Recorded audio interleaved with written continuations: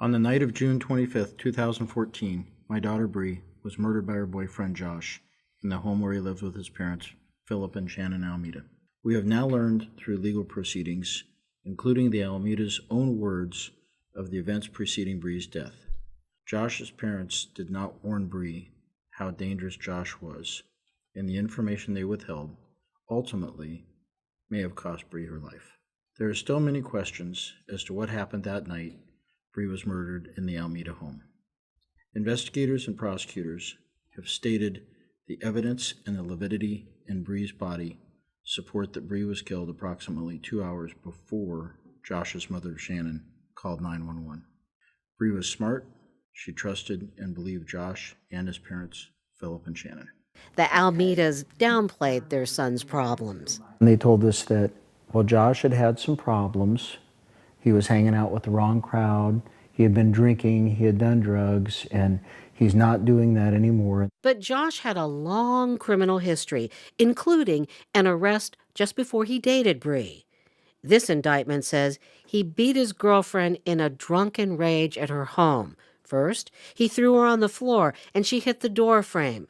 Then, grabbed her by the hair and dragged her across the living room, where he punched her in the head and hit her with a mirror in the rib cage. After he passed out, the girlfriend sought help from Josh's mother, who came to the home and cleaned up the crime scene. Josh was later acquitted. They failed to tell us of the incident with his prior girlfriend. They failed to tell us he was a convicted felon.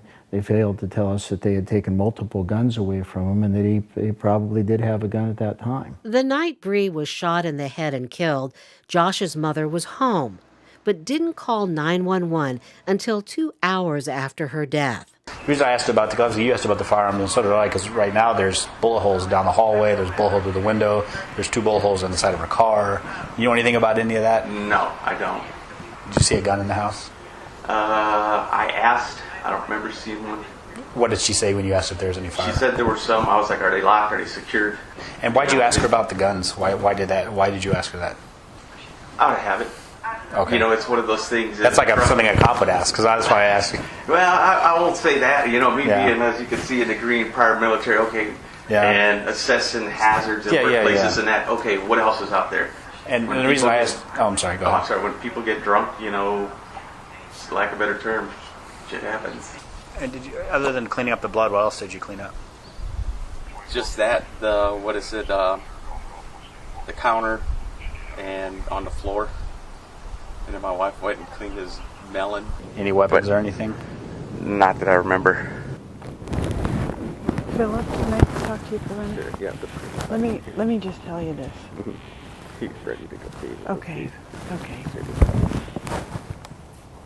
If he fired a gun last night and you guys went over and you picked up the brass and you removed the evidence of him committing that crime, you will also be charged with a crime. So I need to know the truth, whether you guys picked up any brass out of the house. I don't remember. Philip, don't bullshit me. Okay, we're both adults. You're his dad, and I know that you love him. But don't lie and put yourself in jail for him. He needs to hit bottom. I know he does. I really do. Okay, don't tell me you don't remember. You're a grown man. And you remember. You know that you remember. I'm trying to remember. Counsel, I have conducted an inquiry in Ms. Almeida. I found that she has a valid right to assert the Fifth Amendment. I think there is in the chain, link in the chain to a C felony. I could have a letter ready to go. What's his name? First name, Philip. First name?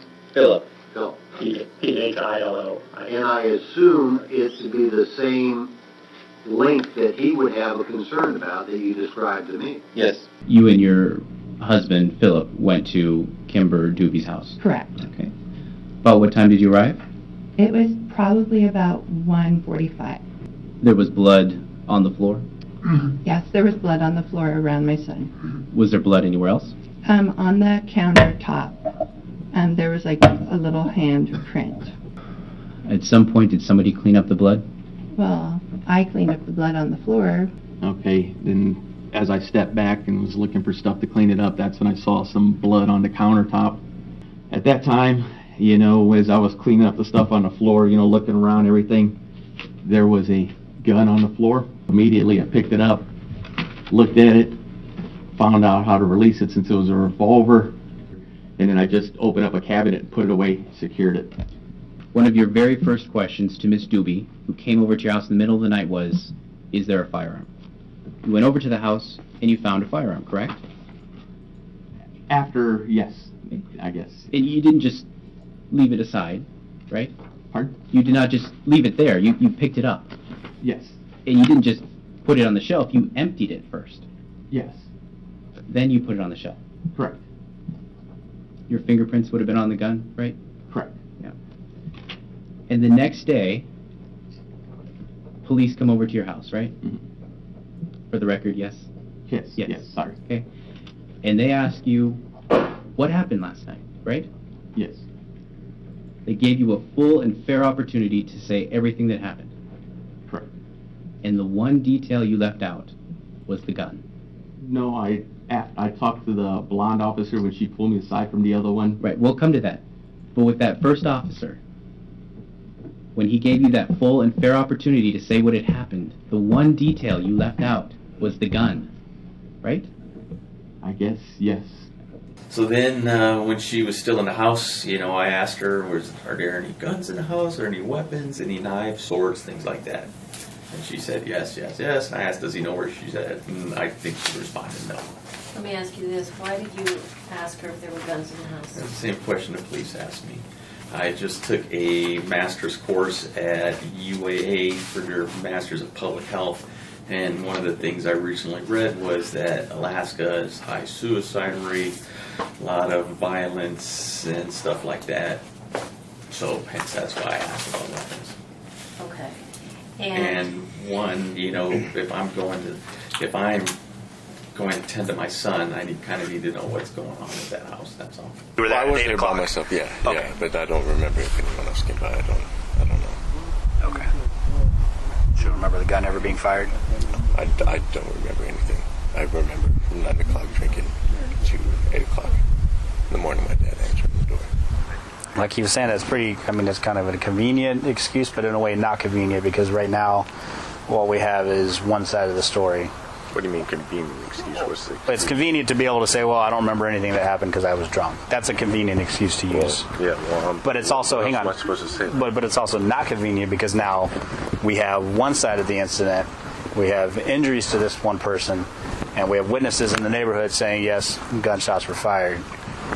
Everybody's saying that, and you're not able to speak for yourself to what happened last night. It's beyond it's the truth. I don't remember anything.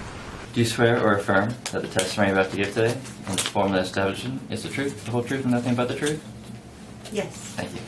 You understand that if you are untruthful, charges of perjury can apply. Yes. Do you swear or affirm that the testimony you're about to give today in the form that establishing is the truth, the whole truth, and nothing but the truth? Yes. Thank you. Testimony is under oath. That means charges of perjury can apply. Would you raise your hands, please? Did you ever have concerns before, let's say in the year before the murder, did you have concerns that Joshua was buying a gun? No. Buying drugs? No. Alcohol was really your only concern there? Not during that time, no, because he was being tested randomly by his probation officer and on ankle monitor. So really, am I to understand that in mid-2013 to the murder date, really you had zero concerns about Joshua's behavior? At that time, yes. Okay. While interviewing Rome at the station, her mother, Renee Friesen, made some statements. She said that she had no idea that Almeida had been abusive. Further, the time she found out was the time her daughter had fled to her bedroom to get away from Almeida. She also said that when she had served as Almeida's third party, she asked his parents if he was dangerous. She said that Almeida's mom said that he was not dangerous and was regretful that she had called the police to report her son. Did you ever tell doctors when you brought Joshua in for treatment that you were afraid he would kill himself or someone else? It's possible. Okay. Did you ever tell Bree that the Kimber Doobie incident was, that Josh hadn't assaulted her? I don't believe we discussed that. Did you ever tell Bree about the fact that that Josh had texted a picture of a gun to Lauren Rome and threatened her horse? No.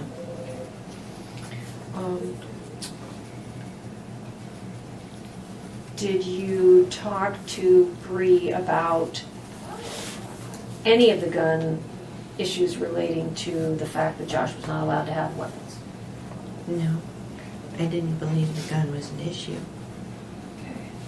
Because I wasn't aware of that. And so at some point your husband calls you and tells you they've arrested Josh. He texted me, yes. He didn't call me. All right. And was that surprising to you? Yes. Did Kimber tell you that he'd assaulted her at when she came to your home? No. Do you believe that Joshua assaulted Kimber? No. Do you believe Joshua has ever assaulted any of his girlfriends? No. Did you notice in the weeks before the murder that Joshua's behavior was escalating? No. Next highlighted section, June 18th, 2014, Shannon Almeida sent her son an instant message that reads, quote, and again, this is 1 week before the murder, quote, really, Joshua, you became friends with Kimber after all that bullshit? I think you need to rethink that, end quote. Shannon Almeida sends another instant message to her son that reads, quote, and if she still has a restraining order against you, you really aren't smart. It never changes, end quote. At 22/13/20, she sends, quote, I'm sure Bree would like to know that too, end quote. Did Bree ever ask you if Joshua was dangerous? No. Did you ever tell Bree whether he was or was not dangerous? No. Okay. You didn't believe he was dangerous? No. Other than talking to Bree about the alcohol use and the addiction issues, did you talk to Bree about any other concerns involving Joshua? For example, did you talk to her about the fact that he's not allowed to have a weapon? No. The fact that he'd been twice seen for psychiatric care? But she knew that. How did she know that? Because I'm sure her and Josh talked about that. I'm sure I discussed that too when we had lunch. While interviewing Rome at the station, her mother, Renee Friesen, made some statements. She said that she had no idea that Almeida had been abusive. Further, the time she found out was the time her daughter had fled to her bedroom to get away from Almeida. She also said that when she had served as Almeida's third party, she asked his parents if he was dangerous. She said that Almeida's mom said that he was not dangerous and was regretful that she had called the police to report her son. Was Josh given a diagnosis in 2011 and 12 for anything besides alcohol addiction? The alcohol, the cocaine, substance abuse, and I believe the doctor said that he might be borderline personality disorder. There was, and would that have been in 2011 or 2012? No, I think that was the later end of 2012, yes. Okay, so the second intake. Mm-hmm. Did you ever talk to Bree about the fact that the doctors thought he might be, what did you say it was, borderline personality disorder? No, I don't believe we discussed that. During the time, I guess it was Easter, that you met both Butch and Cindy, did you tell them about Joshua's challenges? No. When you met Cindy that second time, did you talk to her about Joshua's challenges? No. If you believed it was important for the family to know what Joshua was dealing with, why didn't you call them up and tell them? I was under the impression that Brianna talked with her parents about them because she told me she did. Okay. All right, so in court with Dr. Zelig, he talked about this, Josh's trigger and abandonment. Had you heard that had you ever heard that Josh assaulted Kayla while she was texting on her phone? No. Had you ever heard that Joshua threw Bree's phone from a moving vehicle while she was texting? Had you ever heard that Joshua assaulted Lauren Ferguson when she wouldn't give up her phone to Joshua? No. Okay. Had you ever heard that on June 25th, 2014, the day of the evening / upcoming early morning of the murder, you heard that on that day Bree was texting there was text between Bree and Josh.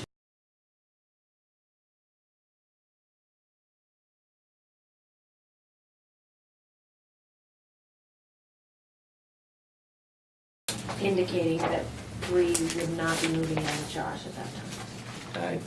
My understanding was that, she was going to move in.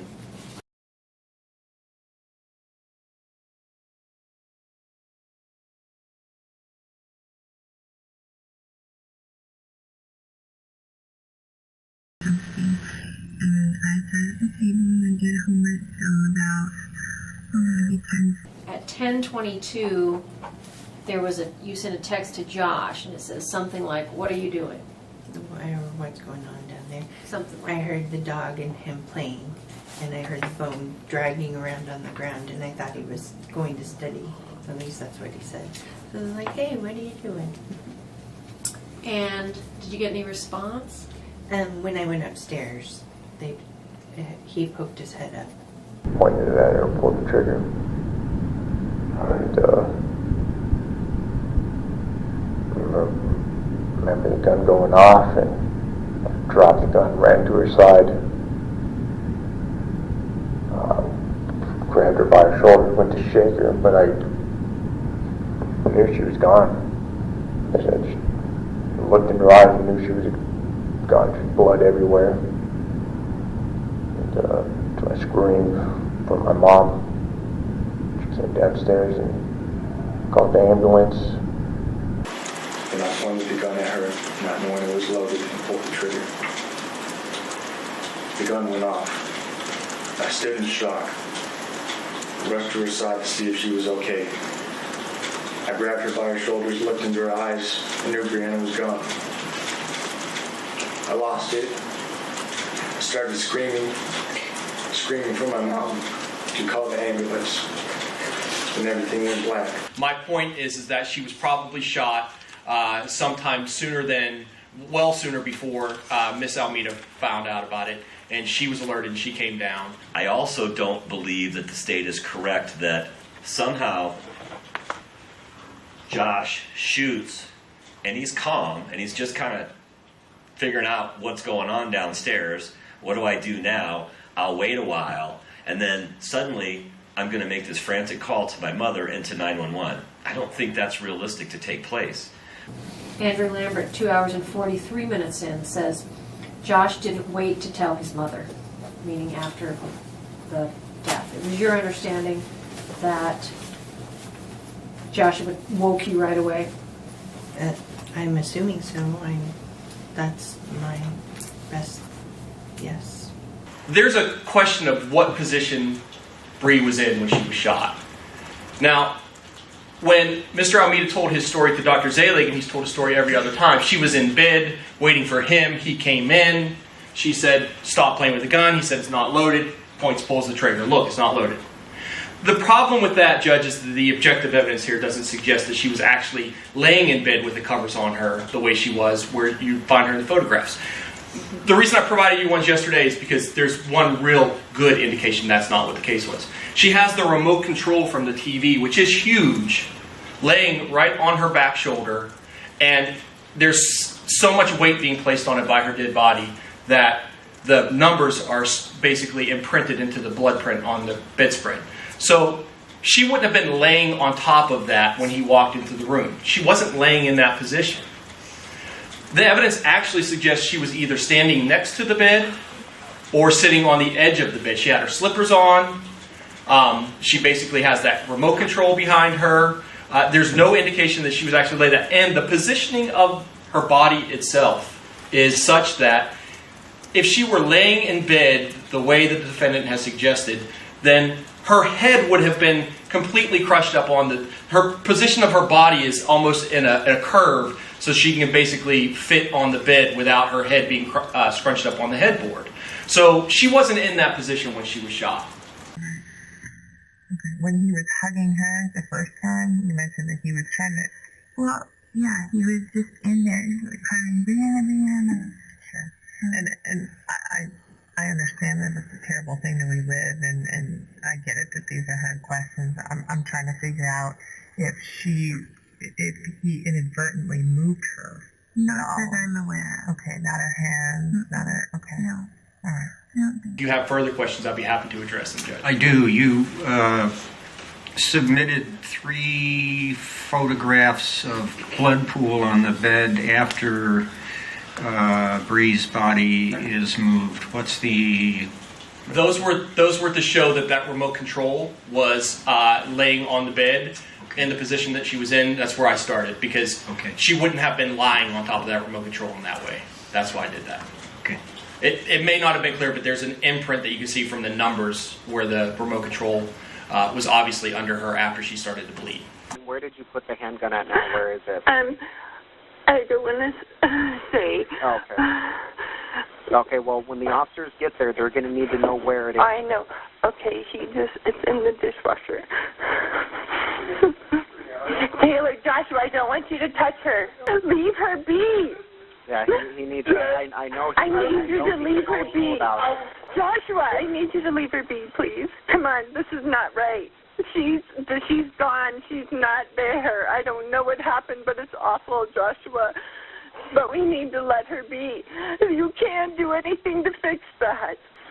I need you to come and sit with me. We can't fix this. We know this.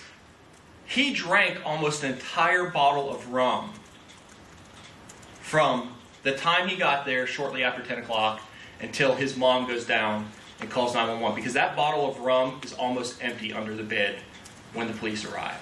Who cleaned the downstairs? Whenever, when it needed to be cleaned. Did you clean the downstairs? Did your mom clean the downstairs? Okay, did your mom ever clean the downstairs? No, she never cleaned downstairs. Okay. Do you know what you were wearing when you were at the Tesoro purchasing alcohol? Yeah, pants and a shirt. Okay. What kind of shoes were you wearing, if you know? I have no clue. Do you know if the police ever found the pants you were wearing? Yeah, I don't know where these mysterious pants went. And now the pool table room, it's got this picture of something called carpet cleaner. Any idea what that's doing down there? Yeah, no, I don't know since there's no carpet down there. I know, I didn't know for that same reason. You don't have any blue gloves at your house for cleaning or what have you? I think my mom does. I don't ever use them. Okay. Was there anything done that you're aware of to clean up the house in any manner between the time the gunshot went off and the time that you 911 was called? No. My point is that she was probably shot sometime sooner than, well sooner before. Did you hear Paul Mayovis talking about the fact that that Bree's body at some point after being shot had been moved? I think I remember hearing that. Okay. And the reason that they knew that was because of the imprint caused by the remote control. I remember hearing that. Okay.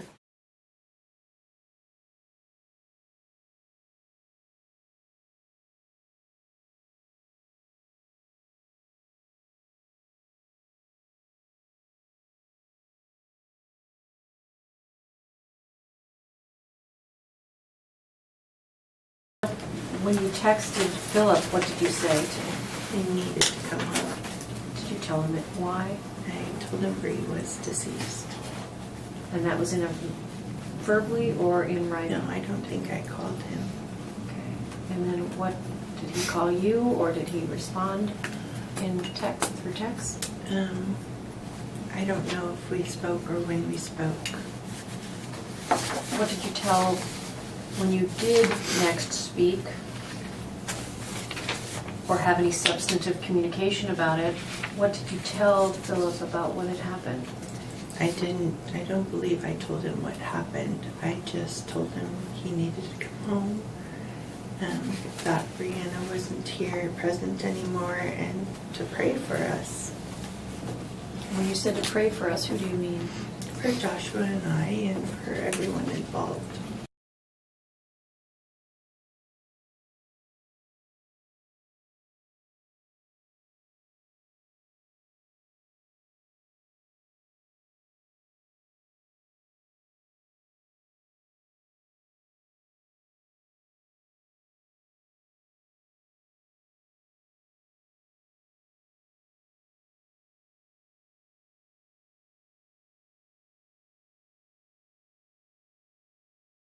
So at about 1 something, you hear from Shannon, and she tells you, well, what she indicated yesterday, she told you, Bree's, you need to come home, Bree's not with us, something along those lines. And this is all through text communication? Correct. What did you say to her? I assume you said, what the heck? What happened? What happened? What Is did- everybody all right? What did she say? And then she said Bree's gone. Okay. And I think that was the extent of our text. Okay.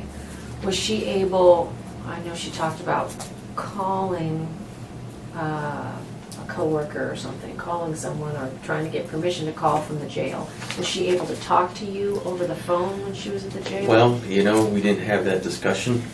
There wasn't much more I could do beyond that. You know, if she's in there being questioned, I'm assuming they're not going to allow her to talk. So I think that was probably the most that she could get out. Okay. The only person you've talked to substantively at all would have been Shannon. And it was really no information at all that we knew. Okay. And what did she tell you about what occurred? Well, you heard her give her explanation yesterday. Pretty much just what happened. And that's Okay. about what, you know, Bree's gone. Okay. Aside from the alcohol problems that he was trying to overcome and maybe anger management at Aquila House, was there any other emotional or medical issues that your son is being treated for? At the sentencing hearing, you stated to the court that you had no idea Joshua had a weapon and you had no idea he was drinking. Correct. Also, at sentencing, you said basically after the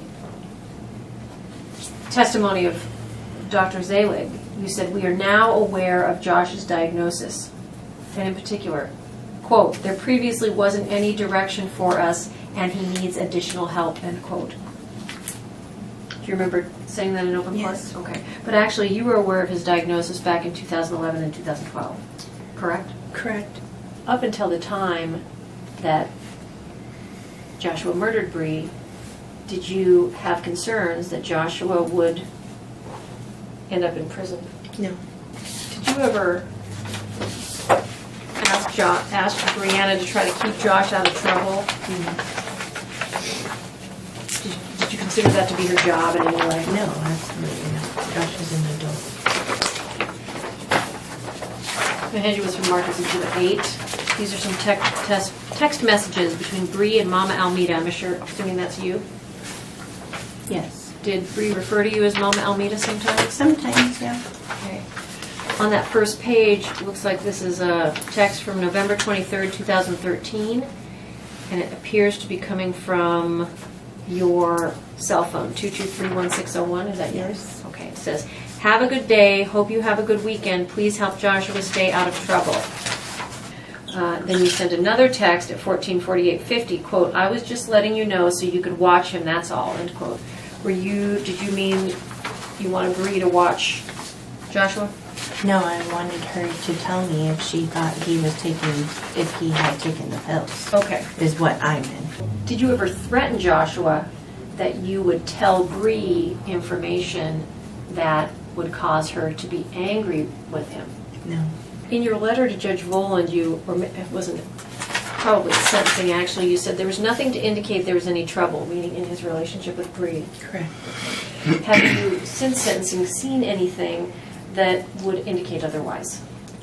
There was mention of some text messages and how he spoke with her, but I have not seen anything, no. Okay. And when you say when he spoke with her, do you mean that he was disrespectful and rude and called Yes. her a bitch and a cunt? Yes. Okay, all right, you were aware of that. Absolutely. Did you notice in the weeks before the murder that Joshua's behavior was escalating? No. Was the counseling that was recommended in 2012, was that, if you know, recommended for the addiction issues or the personality disorder? I'm assuming it was for all the above. Okay. We are committed to helping Joshua now that we understand and know which treatment direction to take. Did you ever tell any of Josh's physicians that you were afraid he was going to kill himself or someone else? No. Okay. So did you believe he had anger management problems at the time you called 911? I'm not a competent medical authority to make a determination on a habit like that. Okay. I'm a dad. Okay. Did you tell 911 operator that in fact Joshua had quote-unquote anger management problems? I couldn't remember unless I read it inside there. 911, the location of your emergency. 10601 Treeline Court. Okay, 10601 Treeline Court. Is this do you need police or medic? Do you need police help or ambulance? My son is going crazy right Okay, now, ma'am. Does he have any weapons? Yes, he does. He's got a stick to a broken pole cue. Okay. Can you get away from him? Yes, right now. Okay, get away from But him. he could get into the house right now. Just I a need second. help now. I know, I'm getting you help, okay? Just stay on the phone with me and keep telling me what's going on, all right? How old is he? 20 years old. And my wife is trying to calm him down and stop him, but Yeah, tell her to get away from him. Go into a room and shut the door. Let him do whatever he's going to do, but keep yourself safe until we can get there, okay? yes, Is your wife away from him now, or is she still trying she's to talk? trying to talk him down. All right. He tends to listen to her. What's his name? Joshua Almeida, Almeda. Okay. And he doesn't take any prescription medications or No. anything? Okay. How long's this been going on? Maybe 15 minutes, but long enough that I need to call. Yeah, absolutely. In hindsight, do you believe that your son has anger management problems? You know, looking back on it, looking at that right there, it escalated as quick as it did. You know, yeah, he's got anger management problems. Yeah. Did Josh do any treatment in 2011 in response to that 2011 evaluation at Providence? Well, like I said, I didn't go to any of his with them. If he went, I don't know if counseling is different than treatment. Okay. And you've never talked to any of his medical evaluators? No, Have not you privy seen- to that. He's an adult. Have you seen any of his counseling records? No. Okay. There's that note in there, Judge. I don't know if you recall this or not, but his dad said we have insurance. We can send him to in treatment. Were you aware of any suicide calls relating to Joshua? I think I remember the one where he cut himself, but the others, you know, I can't remember. Okay. Had you, to your knowledge, ever known that there was a second suicide call before your wife talked about that yesterday? Well, I don't know if the one that he cut himself was the first or the second. I Gotcha. can't tell you. Yes. At the sentencing hearing, you stated to the court that you had no idea Joshua had a weapon and you had no idea he was drinking. Correct. Obviously, Joshua wasn't that bad, you know? We did have boundaries in our home. We had no idea that Joshua was to continue drinking. He was following through with his Aquila program. He was working hard. I had no idea that he had a weapon. I had no idea he was drinking. I had no reason to suspect him. Where did the gun come from? I have no idea. That's what freaks me out. You have no idea where he might have purchased it, or if he got it from a friend, or where he kept it. I have no idea. I've never seen that ever. And the second arrest I have down here is October of 2010.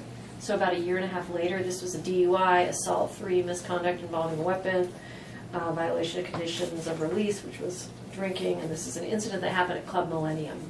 Yes. Okay, what do you know? Tell me, what do you know about that incident? I don't know much about that. What do you know? That he got in trouble for drinking, he had a gun, and that was about it. Had you ever heard that in that incident with the gun, Joshua actually hit a bouncer at Club Millennium with a truck?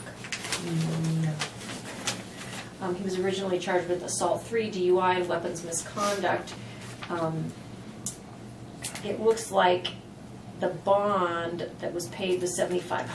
Did you and your husband pay that? I believe so. Okay. Have you heard any of the 911 calls from witnesses to that incident? No.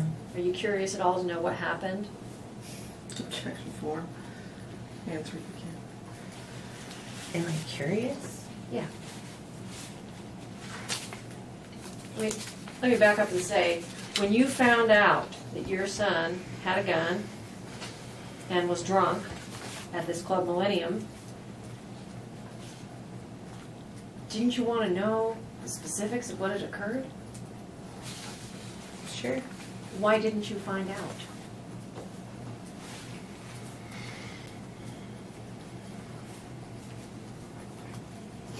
I guess it would have to do with the money aspect of it. He had a lawyer, and every time we asked questions, we would be charged. We don't have a lot of money. Why didn't you ask? Okay. We did. Joshua would tell us what happened, but how does he remember?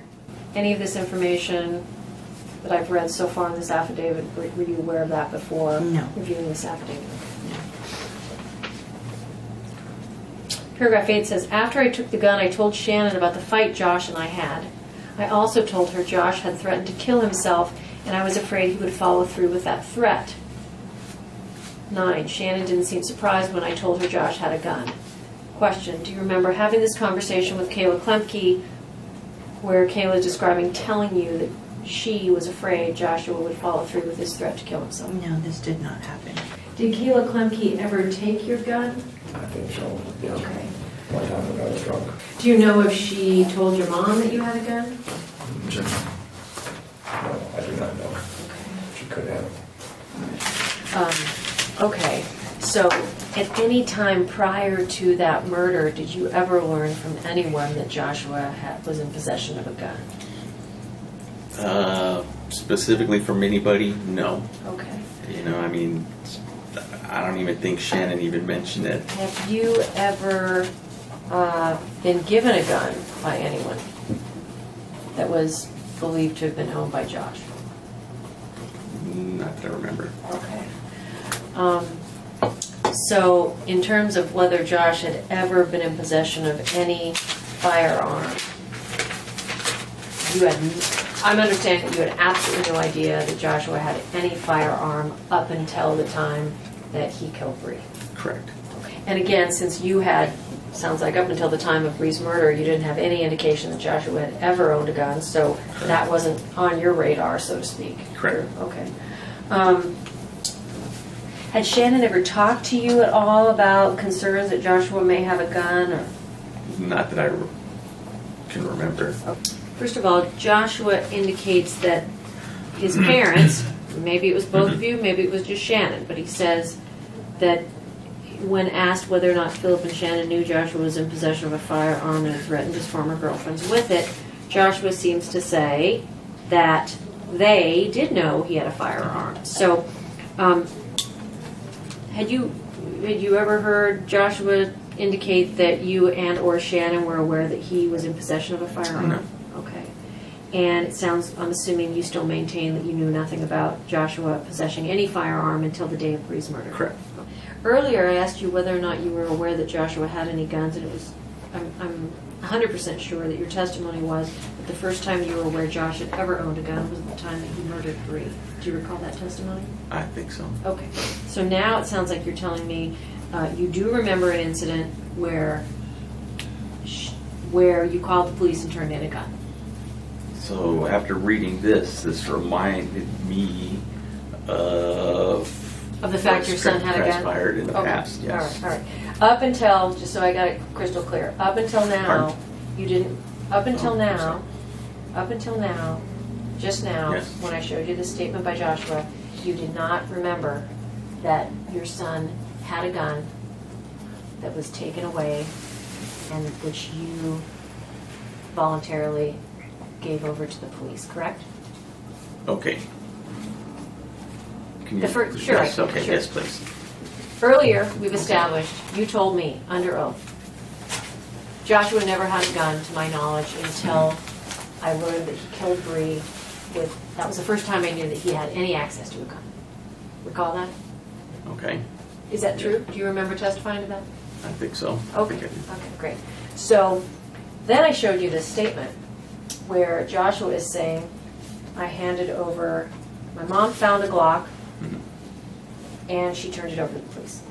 After reading this statement, you are now testifying under oath that, oh yeah, I just previously forgot that Joshua had a gun before he killed Bree. Am I understanding that correctly? Yes. Okay, all right. Yes. Just slipped your mind the existence Yes. of earlier. Okay. But no, I did not have any concerns about the guns. Okay. And really, my impression is you didn't have any concern about Josh's access to guns up and until the murder. Okay. Even though he had been arrested for misconduct involving a weapon. Okay. You just thought that was a one-time issue. Yes. Okay. Well, at the time of the murder, how many guns were you aware that Joshua had owned over his lifetime? You had the one and you took that away. That was the only one I didn't even know if the one he used was his Okay. at the Millennium.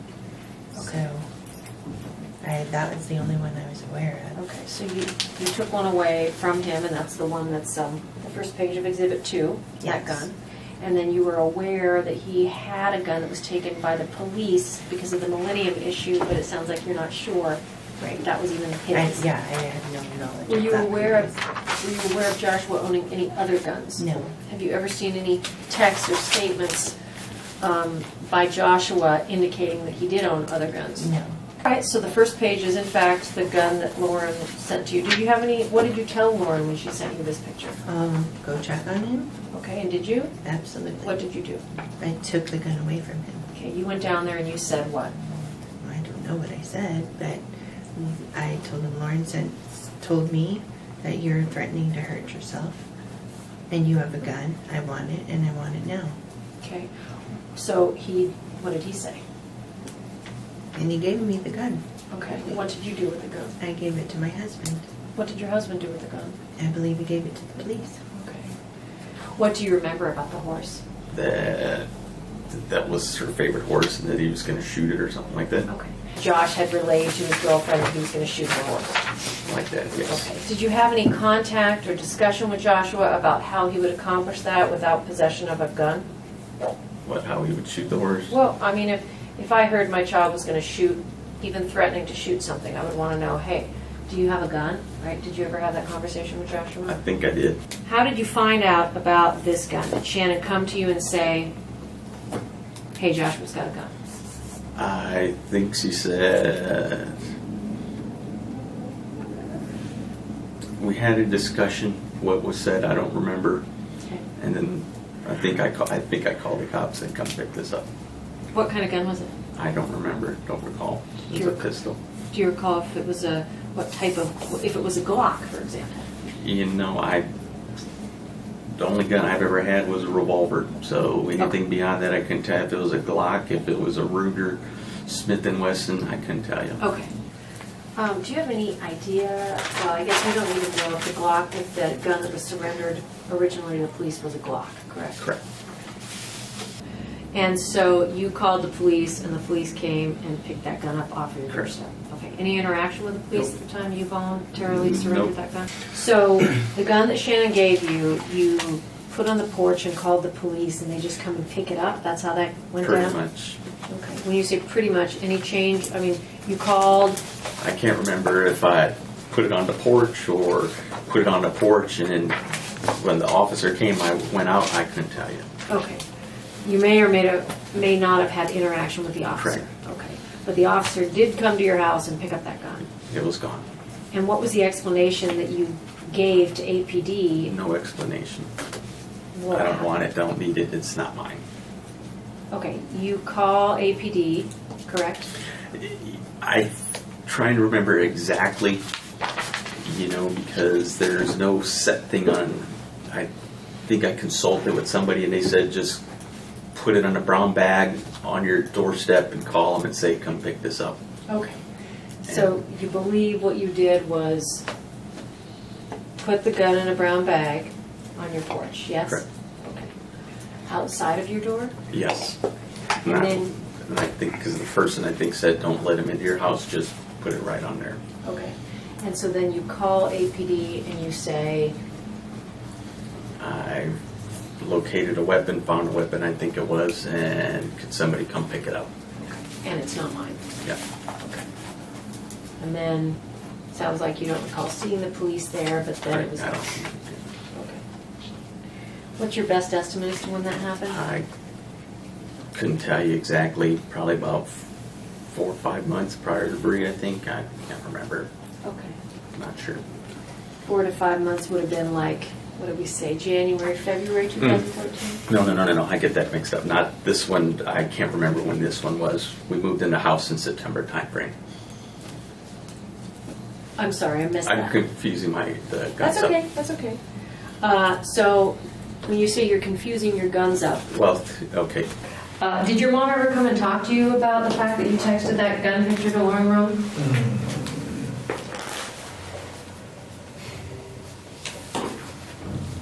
I think so. Okay. What do you remember your mother doing Like, how do you remember that conversation coming up? I don't remember. I mean, I think she came down and said, she asked me if I had a gun or... Okay, she asked you if you had a gun. What did you say? No, of course not. And then she what? Showed you the picture? Yeah. And then you said what? I say it's an old picture. And she said? I don't know. It's a long time ago. Did she take your gun at that point? No, she didn't know I had a gun. Okay, because she believed that was an old picture. Because I told her to her. Just to be clear, the picture of the Glock 17 that you texted to Lauren Rome, that's the gun that's responsible for Bree's death. Yes? I think so, yes. When you talked to Dan, I think you told Dan you got your first gun when you were 13 or 14. Yes. Okay. Did you regularly carry a gun? Did you regularly have a gun from age 18 on? Yes. Okay. But other than that, after high school, I always had a... Okay. So you found the one when you were 13 or 14, then it was a year and a half or so, and you got the revolver. Yes. And it was maybe 6 months, and you got the first Glock. Yes. And you got rid of that first Glock in high school. But after graduating high school, when you were barely 18, from that point forward, you always owned a gun. Yes? Yes. What was your dad's position about,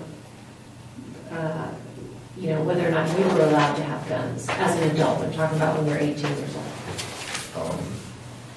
I don't know. I mean, since I'm a felon, he said that I'll never be able to own a gun.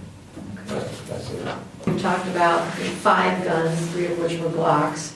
Is that the sum total of the guns that you owned up until the incident with Bree? There were more in between that, but at the time when I met Bree, I had this gun. Just the 17? Just the Glock 17. Okay. From the time you met Bree until the time of her death, did you own any other guns? Did Bree own any guns? Not that I was aware of. How many guns do you estimate that you had? I mean, I got to tell you, your parents were not knowledgeable of any guns, and you're living in their house. I'm going to get your best guesstimate as to the number of guns you have had during the time you lived in that house, because frankly, it's a little baffling. Are we talking over 10 guns? Form, foundation. Best estimate, how many guns have you owned? Probably 10. And just for the record, I want to make sure to recall this correctly. The guns that were taken from you by your parents would have included when you were 13 or 14, your mom took a gun that your dad knew about. And then at another point, your mom took a gun. Yes, a couple of years later, they took it down from me. And your dad knew about that. Yes. Do you recognize this gun? I've got a gun right here in a paper bag. Yes. What gun is that? That's the Glock 17. Glock 17. That was used. That was the one that was used. Do you know if your dad ever knew from your mother about that gun behind the baby? An objection? One certainly did. Okay. And why are you almost certain? Maybe you said something? Because from what I remember when they brought me into the room, because I stole my dad's debit card to get money to buy the gun. So I see. I remember him being in the room when my mom was telling me about it, asking me about it. Okay. Asking you about the gun? Yes. Okay.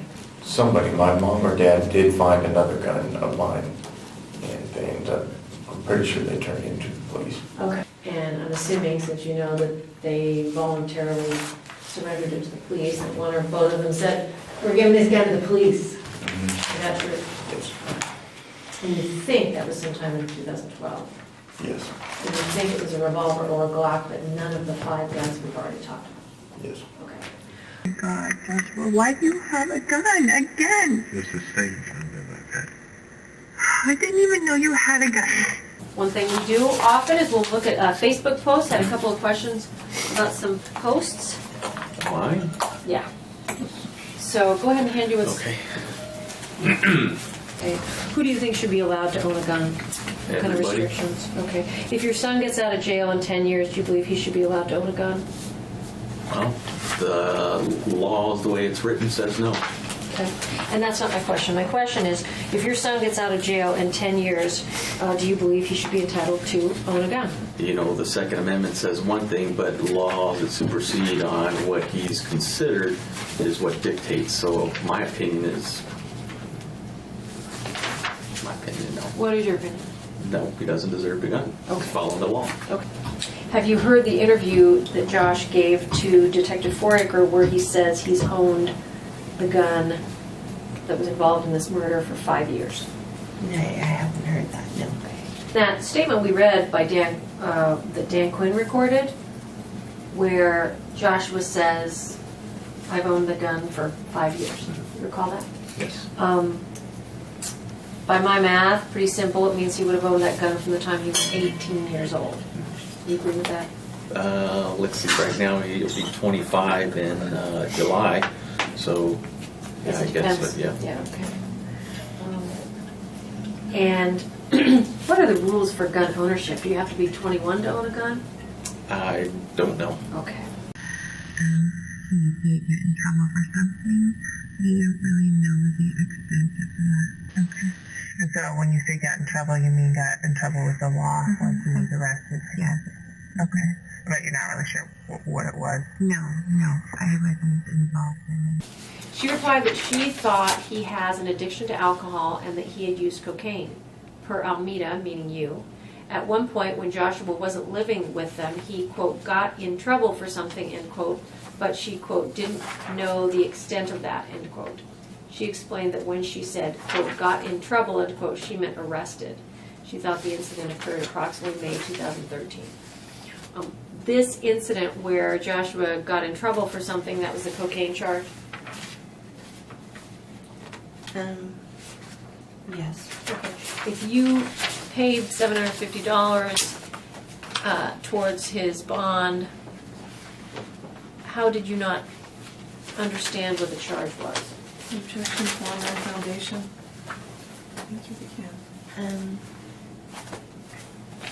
I knew that it was drug related. Other than talking to Bree about the alcohol use and the addiction issues, did you talk to Bree about any other concerns involving Joshua? For example, did you talk to her about the fact that he's not allowed to have a weapon?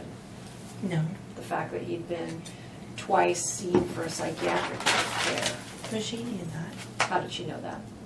Because I'm sure her and Josh talked about that. You were aware, it looks like, from this text that your son was getting random drug tests and if he failed, he would be going back to jail. Correct. Were you familiar with the terms of his probation as of June 2014? I was under the aware that he was on probation and getting random UAs and correct. There's a lot of stuff that they kept. And a lot of your documentation specifically referenced that you're a felon. Did your parents ever, to your memory, tell you you can't own a gun because you're a felon? Yes. This case, in 2013, you were arrested for the felony Eagle River cocaine charge. Did you give your mom a copy of the conditions of your release? I don't recall, but I know my mother, has a box of all my legal work and legal cases that she keeps. Was she pretty diligent from your perspective on keeping track of what the criminal justice system was requiring of you? Yes. Third full paragraph beginning with the word per Almeida, okay? This is your mom talking to the police after you've been arrested. Per Almeida, Joshua did not have any other medical or psychological issues for which he was being treated. Almeida stated she took Joshua to a psychiatrist a couple times a year ago, but he did not like to go, so she stopped. Did you believe at the time you were seen by these psychiatrists and counselors that you needed mental health counseling? No. Why did you understand you were there? Because my mom wanted me to go. But you didn't think you needed help? No. If Do you I think- thought I needed help, I would have stuck with it and gone with it. Did you think you needed help with alcohol at the time of Bree's death? Did I? No. Did you think you needed to be in inpatient treatment in June of 2014 for alcohol and drug addiction? Was Josh given a diagnosis in 2011 and 12 for anything besides alcohol addiction? the alcohol, the cocaine, substance abuse, and I believe the doctor said that he might be borderline personality disorder. We didn't enable him, Your Honor. And Joshua is not a lost cause. He is still our son, and we want him to overcome his mental health and substance issues. We are committed to helping Joshua now that we understand and know which treatment direction to take. At the sentencing hearing, you stated to the court that you had no idea Joshua had a weapon and you had no idea he was drinking. Correct. Also, at sentencing, you said, basically after the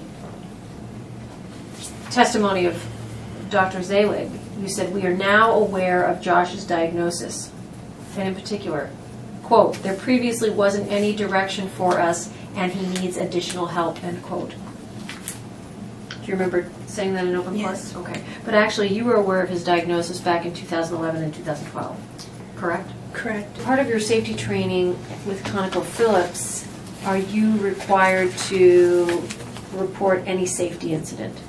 Yes. And when you report a safety incident on the North Slope, it's also your job to follow up and ensure that corrective action has been taken, basically. Correct. The safety issue has been resolved. Yes. Did you ever believe that it was prudent or necessary to talk to either Butch or Cindy Moore about any of the, what I'm going to call concerns that were going on in Joshua's life? For the discussion Shannon had with Brianna, taking her for her word, saying that she passed that information on to her mom and dad, I talked to an adult, or Shannon talked to an adult, and that's where the information went. Okay.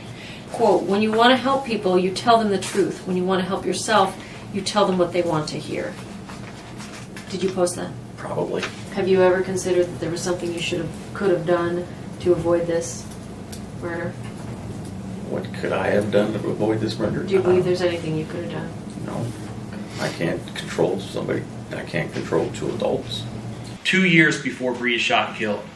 He was diagnosed then. How many people are sitting in Mr. Almeida's situation that were actually diagnosed of their mental illness 2 years before that, had all the resources to address it, and didn't?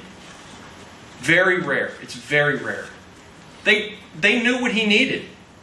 It wasn't that they told him, you go away and come back when you got your substance abuse straightened out. He didn't want to go to inpatient. There's that note in there, Judge. I don't know if you recall this or not, but his dad said, we have insurance. We can send him to in treatment.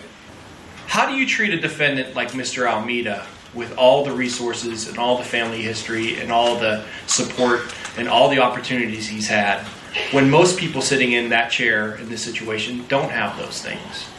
By the time he reached 19, as I lay out in my sentencing memorandum, and I know you're well aware of, there was not a single day of his life from that point, from the first time he got in trouble when he was 19 until he committed this murder. In fact, there was often overlap. He was often in violation. He was often in situations, and that's just the stuff we know through the case investigation here. We know he committed many more offenses, many more felony drug offenses while he was on those releases. There's a myriad of things that he did that he never got caught for, all felonies.